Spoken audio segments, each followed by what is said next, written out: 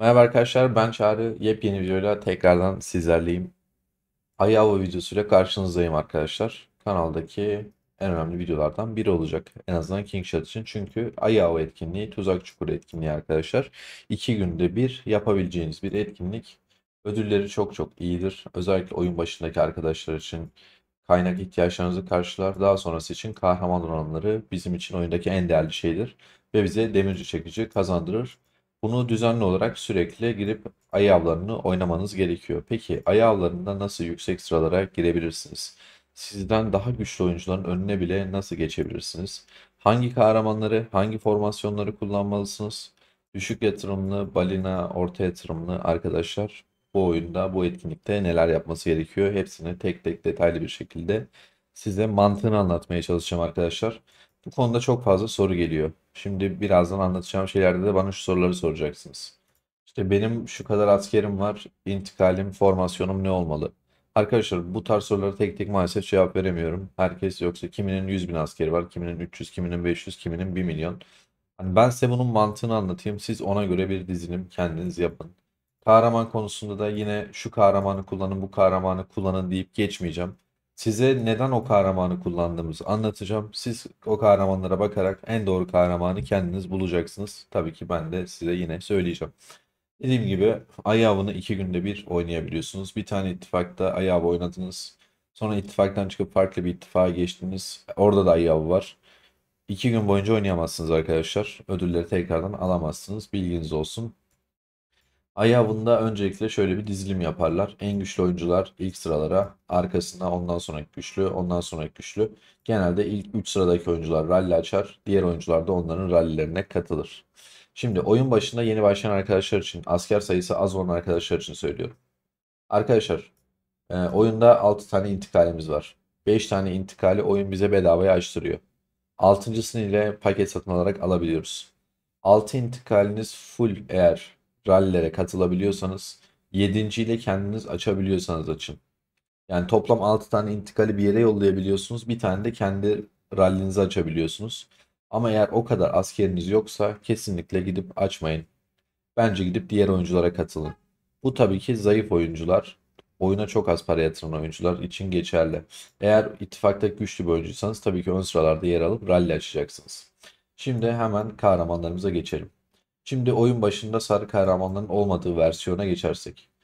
Arkadaşlar bir tane piyade, bir tane okçu ve bir tane süvari gönderebiliyoruz. Şimdi şurada ekiplerimizi hemen düzenleyelim. Bu benim kendi ayağına katılım şeyim. Daha doğrusu katılım diyorum. Bu benim kendi rallim. Bunu ben oluşturuyorum. Bu ralliyi ben oluşturacağım. En güçlü piyademi koyacağım.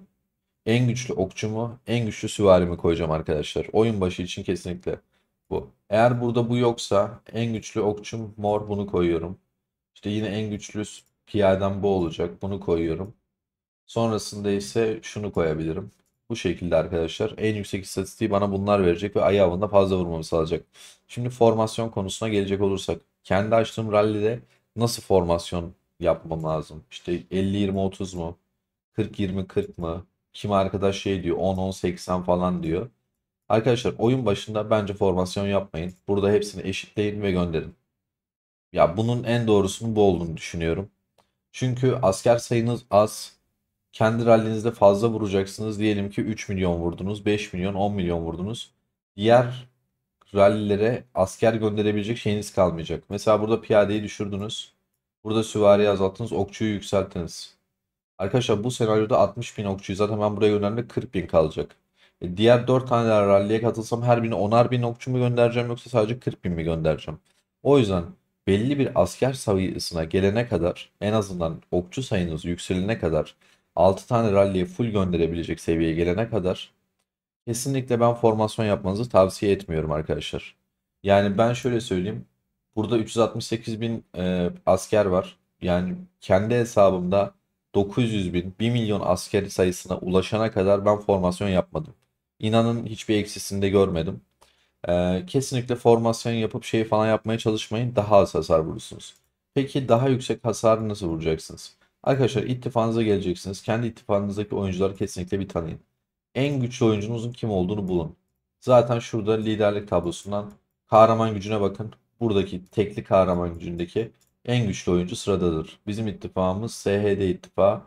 Benim DKP'nin şeyine katılmam lazım. Başka kim var burada? Eagle'ınkine katılmam lazım. Theo'nunkine katılmam lazım. Ya sıralamayı bu şekilde yapacağım.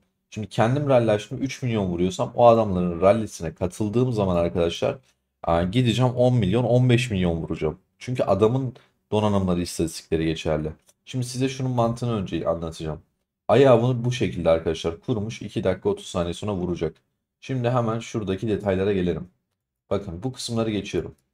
Bu kısım seferberlik önderi yani bu ralliyi kuran kişinin nelerinin geçerli olduğudur. Arkadaşlar 3 tane kahraman gönderiyor seferberlik lideri. Bu 3 kahraman sağ taraftaki 3 yeteneği ayağında geçerli olur. Yani toplam 9 tane yetenek burada çalışır. Aynı zamanda o 3 kahramanın özel silahları. Hemen donanımın altında özel bir tane silahları oluyor ya. Onlar geçerli olur. Tılsımı, araştırma merkezi, şef donanımları, oyunda istatistik veren her şey bu seferberlik önderinde geçerli olur. Ondan sonra kahraman yetenekleri 4 diyor. Burada seferberlik üyeleri diyor. Buradaki seferberlik üyelerinin arkadaşlar sadece 4 tanenin ilk gönderdiği kahraman. Mesela bu çok yanlış bir şey yapmış. Burada yanlış bir kahraman göndermiş. Odun toplama şeyi veriyor. Bu ne veriyor arkadaşlar? Ekip sağlığını arttırıyor. Bu da hiçbir işe yaramaz. Bu ne yapıyor? Tüm ekiplerin toplam saldırısını %20 arttırıyor. Çok iyi. Hemen şuna bakalım. Düşmanların verdiği hasarı %16 azaltır. Çok kötü. Düşman çünkü ayı bize hasar vurmuyor. Arkadaşlar peki bunu neye göre belirliyoruz? Buradaki ilk 4 sıradaki oyuncunun kahramanlarına bakıyorsunuz. Ve en başta koyduğu kahramanın sağ üstteki ilk yeteneği ayıda işe yarıyor. Onun dışında buradaki kahramanların donanımları, bunun şef donanımı, tılsımı, işte akademi seviyesi hiçbirinin bir önemi yok. Sadece önemli olan tek şey buradaki ilk kahramanın arkadaşlar sağ üstteki yeteneğinin ne olduğu. Bu bir işe yaramıyor. Bununki işe yarıyor. Bu bir işe yaramıyor. Aşağı boş. Hemen bu alta geçiyor. Bununki işe yarıyor. Bununki de işe yarıyor. Ama gidiyor bunu veriyor. Bakın bu ikisininki aktif olmamış. Normalde ilk 4 dedim. Bunun aktif olması gerekiyor. Ama bakın bu 3 yıldız. Bu 1,2 yıldız.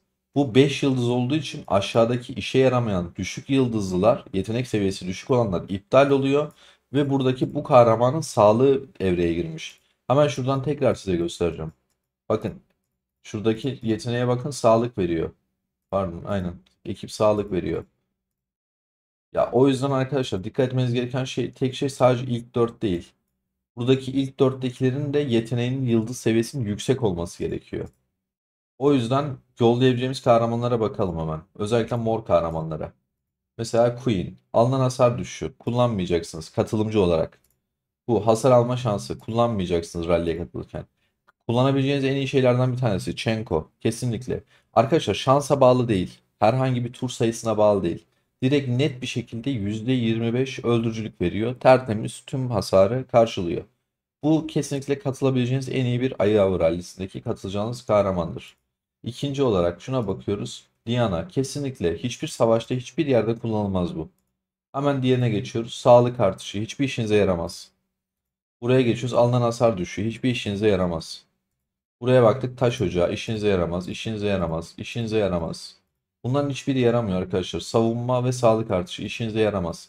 Net bir şekilde saldırı veren kahramanları kullanacaksınız. Örnek veriyorum şuna bakalım. Öldürücülük artışı kesinlikle işinize yarar. Hemen buna bakıyoruz. Saldırı artışı işinize yarar. Mesela Hilde'ye bakıyoruz. Saldırı artışı %15 veriyor. Bu da kullanabileceğiniz kahramanlardan bir tanesi. Tabii ki elinizde varsa. Hemen şuna bakalım. Düşman hasarı düşüyor. İşinize yaramaz arkadaşlar. Yani temel olarak size mantığını anlatmaya çalışıyorum. Elinizde net bir şekilde hasara katkıda bulunacak kahramanlar varsa ayı avında bunu ilk kahraman olarak koyuyorsunuz. Mesela şöyle bir bakalım. Bunun rallisine katılacağım. Bu kahramanlarla katılmıyorum. Giriyorum buradan. İşte şu mesela arttırıyordu. Yana koyduğunuz iki tanesinin herhangi bir önemi yok. Bu bayraklı olanın sağ üstteki yeteneği geçerli. O yüzden bunu bu şekilde gönderebilirim. Tabii şu an bunu göndermeyeceğim. Bu arada burada yukarıda hazır ekipler oluşturacaksınız. Mesela böyle oluşturmuşuz. Birinci kahraman, ikinci kahraman, işe yarayan, üçüncü kahraman ve dördüncü kahraman olarak da bunu savunma olarak koymuşuz. Bu dediğim gibi kalelerde falan işe yarıyor. Sadece şu an için bu üçü var. Ama ileriki genlerde zaten çok daha fazlası gelecektir. Dediğim gibi burada da Ayava başladığı zaman Genelde arkadaşlar bu en altta bekliyor hızlıca. Mesela bu balina bir arkadaş, yüksek yatırımlı bir arkadaş. Buraya direkt düşüyor. Buradan yeniliyorlar. Bazı arkadaşlarımız bu oyunu BlueStack gibi bilgisayardaki emülatörlerden oynuyorlar. Oraya da makro kuruyorlar arkadaşlar. Mesela tuş atıyorsunuz. Ayavı kurulduğu anda bir tuşuna basıp space'e basıyorsunuz. Hemen ayavına siz katılıyorsunuz. Hani zaman kaybetmiyorsunuz. Bunun videosu vardı kanalımda ama Kingshot için değil Whiteout için ama birebir aynı. Zaten makro videosu. Eğer isterseniz o videoyu da bu videonun açıklamalarına eklerim. Oradan izlemek isteyen arkadaşlar da izleyebilirler.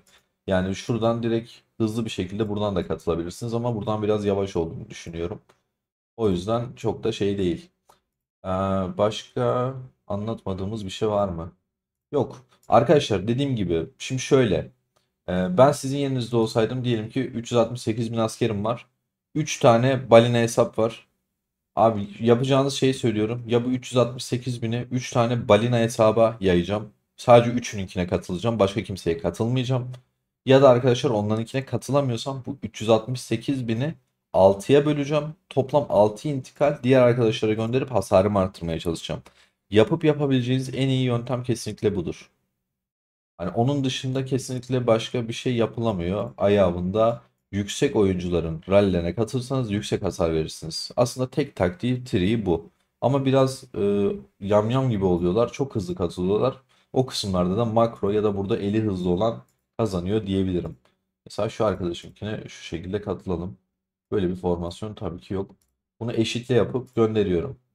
Bir sonraki çıktığında tekrardan buraya çıkacak. Buraya tıklıyorum. Tekrar burada eşitle diyorum. Gönderiyorum. Balinaları kaçırdım çünkü. Balinalara katılamayacağım için bu şekilde yapıyorum. Burada hazırda beklediğimde birisi rally açtığında katılacak. Ben hem zayıf bir oyuncuyum hem de asker sayılmaz olduğu için kesinlikle kendimi açmayacağım. Her türlü diğer oyuncular benden fazla vuracaklar zaten.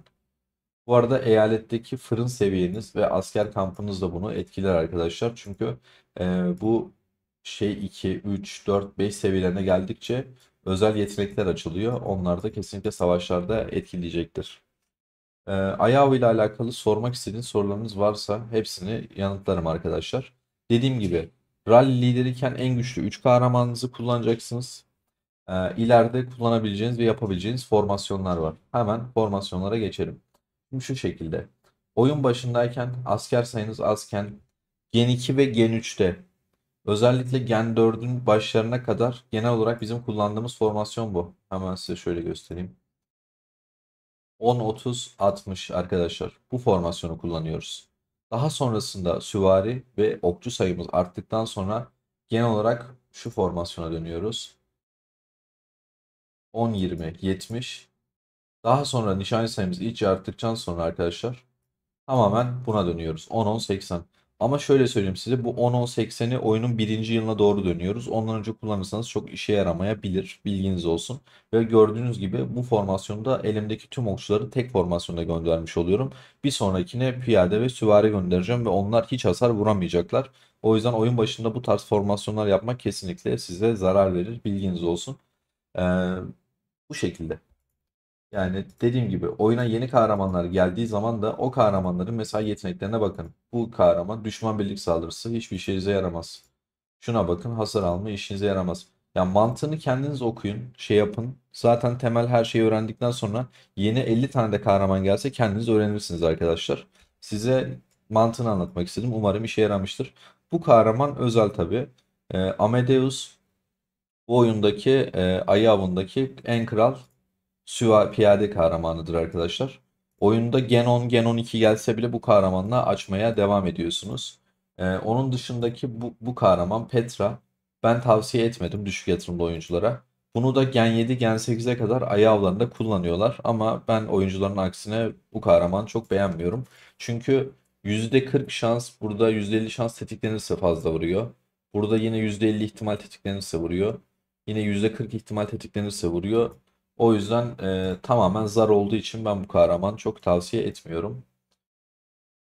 Öyle arkadaşlar özellikle önemli olanlardı onlardı. Umarım kafanızı çok karıştırmamışımdır. İzlediğiniz için teşekkürler. Kendinize iyi bakın. Yeni videolarda görüşmek üzere. Sağlıcakla kalın.